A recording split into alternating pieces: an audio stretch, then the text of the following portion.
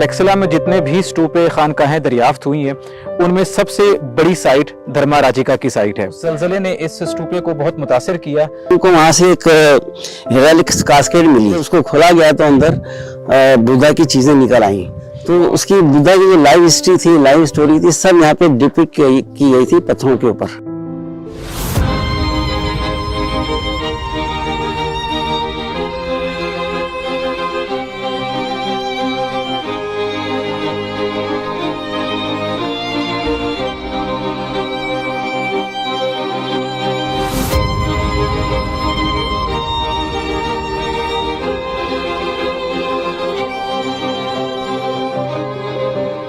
बिस्मिल्लाहिर्रहमानिर्रहीम। Tourism guide book के Gandhara chapter में आज मैं मौजूद हूं धर्मा राजिका की साइट पर। धर्मा राजिका साइट के बारे में बताने से पहले मैं आपको फिर मुतारिफ कराता हूं हमारे आर्कियोलॉजिस्ट जनाब अंसार अहमद साहब से। सर कैसे हैं आप, ठीक हैं? जी अस्सलाम वालेकुम, मेरा नाम अंसार अहमद है और आज मैं धर्मा राजिका स्तूपा पे आया हूँ और विजिट करने। मैं अपने देखने वालों को बता दूं कि धर्मा राजिका एक अभी तक जो टेक्सला में जितने भी स्तूपे खानकाहें दरियाफ्त हुई हैं उनमें सबसे बड़ी साइट धर्मा राजिका की साइट है। ये साइट या ये खानकाह अशोक ने बनाई थी और अशोक चूंकि बुद्ध मत में उसकी खिदमत बहुत ज़्यादा थी इसलिए अशोक को भी धर्मा राजा कहा जाता था और उसी निस्बत से इस जगह का नाम भी धर्मा राजिका रख दिया गया। अच्छा, और इसकी अगर लोकेशन की मैं बात करूं तारीखी हवाले से तो ये धर्मा नदी के किनारे ये स्तूपा आबाद है और इसमें बहुत सारी खुसूसियात ऐसी हैं जो शायद और किसी स्तूपे में ना हो, वो हम आपको साथ साथ बताते चले जाएंगे। और इसकी ऐसी हकीकतें भी हैं जो शायद आपको किसी और किताब में या किसी और वीडियो में ना मिले, जो हमें हमारे आर्कियोलॉजिस्ट अंसार अहमद साहब हमें उसके बारे में बताएंगे। तो अभी हम चलते चलते आपको इसके बारे में मजीद इंफॉर्मेशन देते जाते हैं।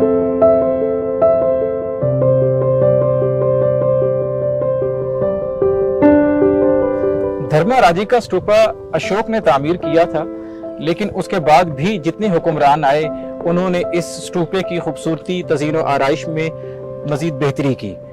यहाँ तक कि जब 40वीं सदी में या 60वीं सदी में ज़लज़ला आया, उस ज़लज़ले ने इस स्तूपे को बहुत मुतासिर किया। उसके बाद हुक्मरान कुशान ने इसकी दोबारा से तज़ीन व आराइश की और इसकी खूबसूरती में और इसकी हिफाजत में और भी इसमें इजाफा किया। अच्छा, मैं यहाँ पर एक और बात बताता चलूँ कि मकामी ज़ुबान में स्तूपे को तोप कहते हैं, यानी तोप से तशबीह दी जाती है इसको। तो यहाँ पर इस स्तूपे का एक और नाम भी है मकामी सतह पर, इसे चीर तोप कहते हैं। ये बड़ी दिलचस्प बात है कि जाहिर है कि जब ये दरियाफ्त हुआ तो ये स्तूपा जो था इतना ह्यूज, जब देखा तो तहकीक करने वालों को भी इल्म नहीं था कि ये स्तूपा के अंदर है क्या। अच्छा। तो इन लोगों ने तहकीक करने के लिए कोशिश की कि ऊपर से जो है ना इसको थोड़ा सा काटा जाए और काट कर देखे कि नीचे ये कहीं ऐसा तो नहीं कि ये बहुत बड़ा कोई हॉल है, ये क्या है, कोई रास्ता। तो पता ही चला कि पूरा का पूरा सॉलिड है। और तो सॉलिड जब पता चला कि सॉलिड है तो ये बड़े कहते हैं कि थोड़े नाउमीद हो गया, लेकिन उनको वहाँ से एक हेरालिक कास्केड मिली। अच्छा। और हेरालिक कास्केड के अंदर पता ही चला कि जब, क्योंकि किताबों में था मौजूद के यहाँ पे बुद्धा की ओरिजिनल वो रखी है हेरालिक बिलोंगिंग्स, तो वो कास्केड जो थी वो लेकर आया। जब उसको खोला गया तो अंदर बुद्धा की चीजें निकल आई और वो जो चीजें थी उसको उठाकर फिर म्यूजियम जब बना तो उसके अंदर डिस्प्ले कर दिया गया था। जबरदस्त। तो अभी हम कह सकते हैं कि ये वो स्तूपा है जिसमें बुद्धा की इस्तेमाल की चीजें ओरिजिनल हालत में यहाँ पर मौजूद थी और वो इस तरह से निकली क्योंकि इसकी हैयत बहुत बड़ी है। ये मैं देख रहा हूँ कि तकरीबन 39 मीटर इसका कुतर है। तो लोगों ने ये समझा कि शायद ये दरमियान से कोई कुआं है या कोई खाली जगह है, कोई गुंबद है ऊपर, तो लोगों ने इसको खोदना शुरू कर दिया। बिल्कुल ऐसे। और जब वो खोदते गए तो फिर उनको एक बॉक्स मिला सॉलिड किस्म का जिसमें बुद्धा की जो इस्तेमाल की चीजें थी या बुद्धा के जो मुतबरकात थे वो उसमें उनको मिले।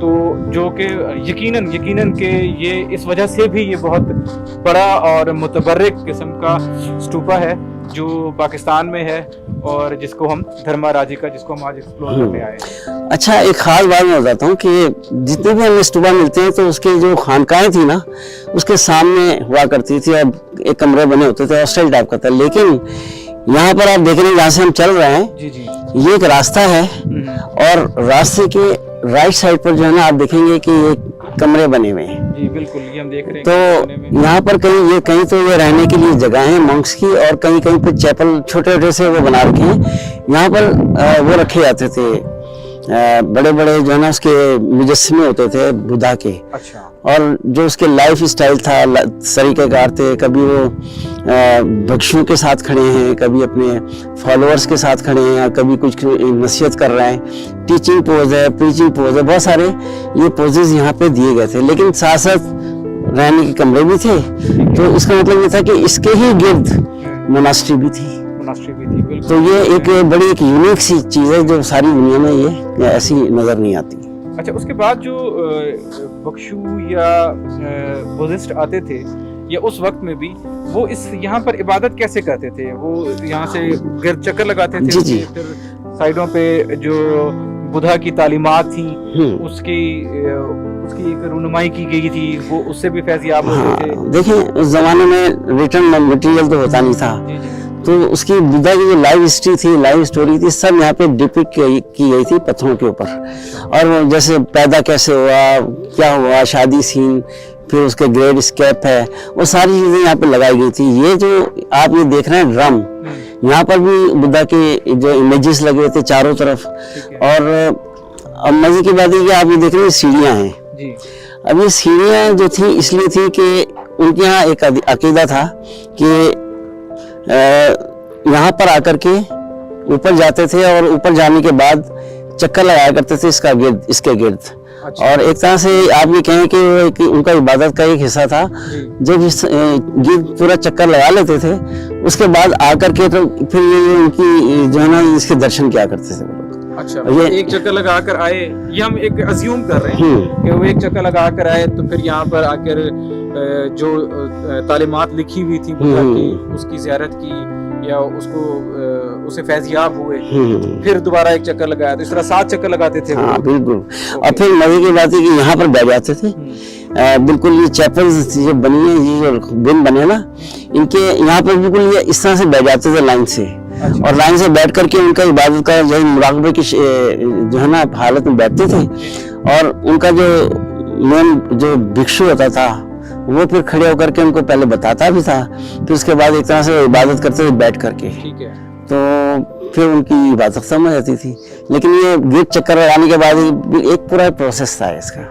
अच्छा, मैं इसकी अगर साख्त की बात करूं, अभी सिर्फ हम इसकी साख्त की बात करें तो इसमें क्या यूनिकनेस है? एक तो हमने वो देख लिया कि इसमें से बुद्धा के अपने जो पर्सनल बिलोंगिंग्स हैं वो इसमें से हमें मिली, जो इसकी यकीनन बुद्धिस्ट मजहब के लिए वो एक बहुत बड़ी चीज़ है।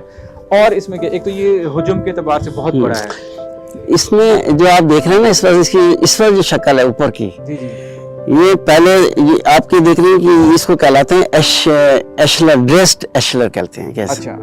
ये जो ड्रेस्ड जो बोल्डर्स हैं इनको एक साइड से ड्रेस किया गया है और साइड जो है ना क्रूड है, इधर की ड्रेस नहीं है, एक साइड, लेकिन एक लेयर जो है ना वो चारों तरफ से ड्रेस्ड है। तो ये बड़े बड़े बोल्डर्स होते थे, फ्रंट से ड्रेस किए जाते थे। बाकी ये ऊपर तक जो था ना ये इसी तरह से, चूंकि पहला दौर अशोक के बाद काफी अरसे के बाद जब वो ये आते डिमेट्रियस आया तो उसने मजहब को नहीं छेड़ा।